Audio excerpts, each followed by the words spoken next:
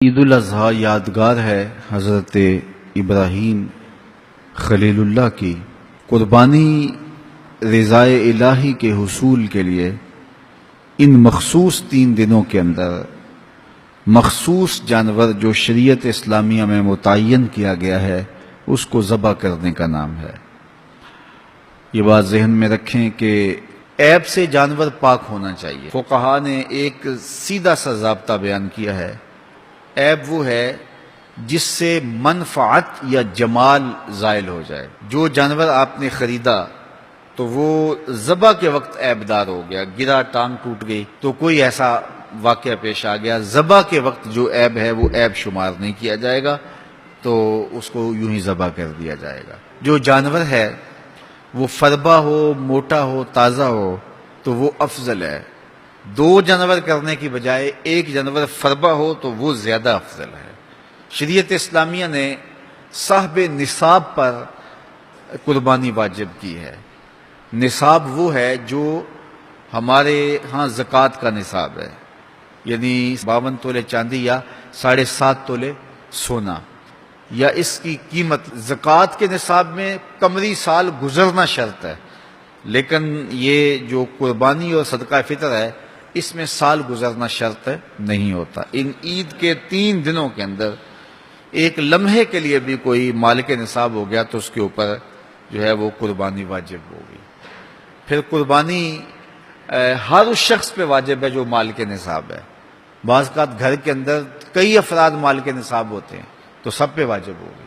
قربانی واجب آپ نے ادا کر لی اور اپنی طرف سے نفلی بھی دینا چاہتے ہیں تو یہ بھی آپ کو اجازت ہے۔ ہمارے آقا و مولا نے ایک قربانی اپنی طرف سے، ایک قربانی اپنی امت کی طرف سے پیش کی ہے، تو اگر امتی اپنے آقا کی جانب سے قربانی پیش کرتا ہے تو یہ اجر و ثواب کا باعث ہے۔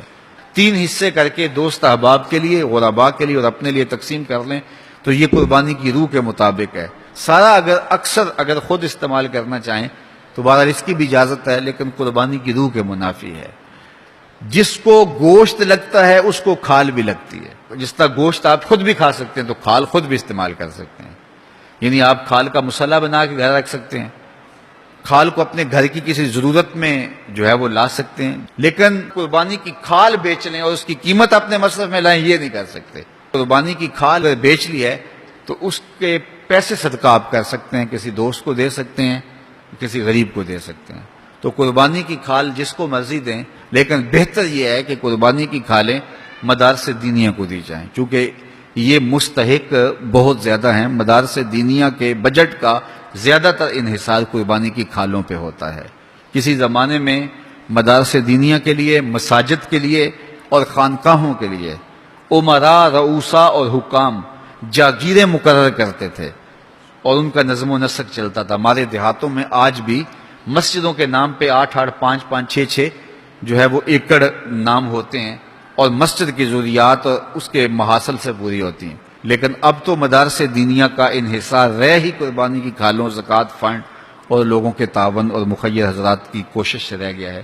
اس لیے اپنے مدارس کی طرف بہت زیادہ توجہ دینے کی ضرورت ہوتی ہے اور قربانی کی کھالیں کوشش کر کے خود مدارس دینیہ کے اندر پہنچائیں۔ اور آپ کے سامنے جامعۃ المصطفیٰ ایک ایسی درسگاہ علمی ہے کہ جس کے فیضان سے ایک زمانہ متمتع ہو رہا ہے اور یہاں سے نکل کر اطراف و اکناف عالم کے اندر جو ہیں وہ لوگ پھیل رہے ہیں اور فائدہ پہنچ رہا ہے۔ اللہ کا شکر ہے یہاں سے جانے والے پیغام کو مسلم بھی قبول کر رہے ہیں اور غیر مسلم بھی قبول کر رہے ہیں، تو یہ اللہ کا فضل ہے، اس پر ہمیں شکر ادا کرنا چاہیے۔ اور کتنے مسلمانوں کی اصلاح ہوئی ہے اور کتنے لوگ فائدے میں گئے ہیں، تو یہ ایک اللہ تعالیٰ کا بڑا فضل ہے اور اللہ تعالیٰ کا بڑا ہی کرم ہے کہ کتنے لوگوں کو یہاں سے فائدہ ہو رہا ہے۔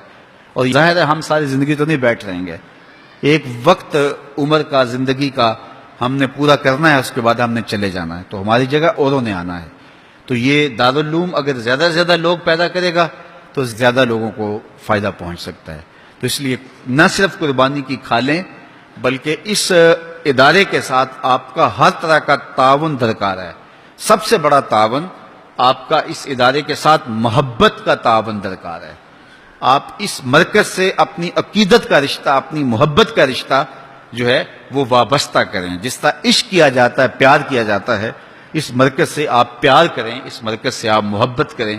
یہ مرکز ہماری عقیدتوں کا مامن اور مسکن ہونا چاہیے، چونکہ اس سے بہت سارے لوگوں کو فائدہ ہو رہا ہے اور غیر مسلم بھی اسلام کے دامن میں آ رہے ہیں اور مسلمان عمل کی راہوں کے مسافر ہو رہے ہیں، اور یہاں سے صاف سیدھا اور پیارا سا پیغام پوری دنیا پہ پہنچ رہا ہے.